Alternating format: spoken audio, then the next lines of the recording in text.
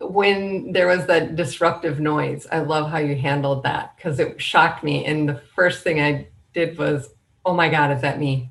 Yeah. And I looked quick and then it was like a face popped up. But that was a really cool way to handle that. And, Yeah. it doesn't target any one person. So I like that. Yeah. Yeah. Thanks, Elaine. Um, I think, this is cool because everyone here is essentially teachers are moving into the teaching seat. Is that correct? Fair to say? Yeah.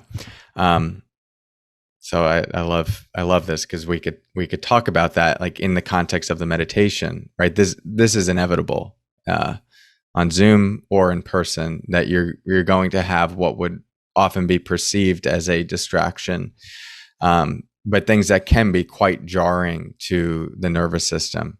Passing cars, someone sneezing, someone coughing, a creaky fan. It's always going to be there. I don't know if I've ever had a meditation where there wasn't something that was like unexpected. And how you respond to that becomes the teaching. It becomes the teaching of the practice for the students.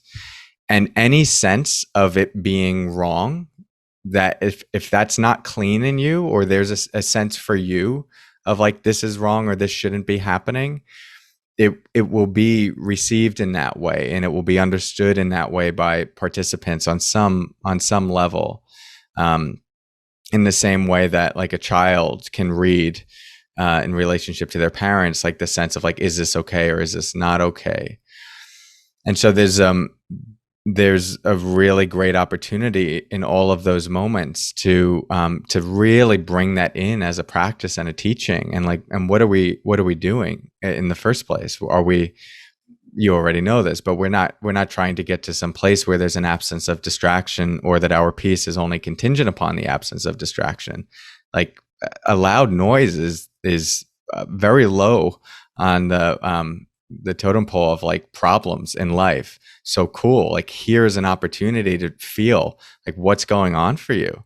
And for the person themselves, whoever like the sound was, we've all been on that side of it as well. Like can't stop coughing, or my sound is on, didn't realize it. It's just like, wow, what are we experiencing with that as well?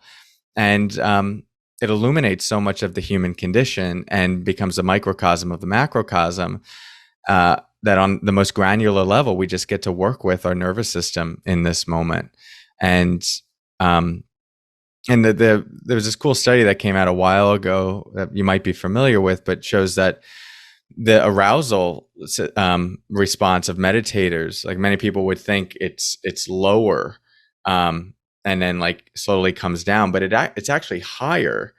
Uh, but the difference is there's a quick appraisal of the event as like non-life threatening, and the capacity to come back down quickly if you need to.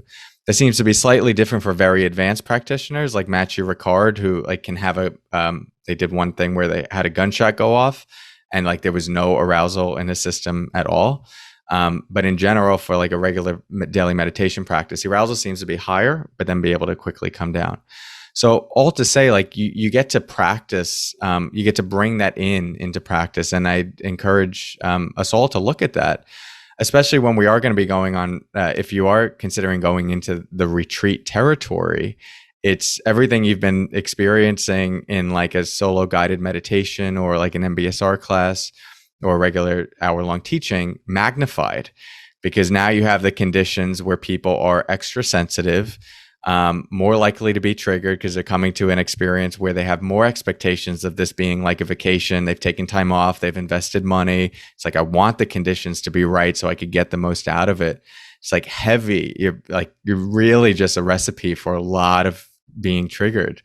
And how we set the stage for that early on does condition how people will meet that as the weekend unfolds or the day long unfolds.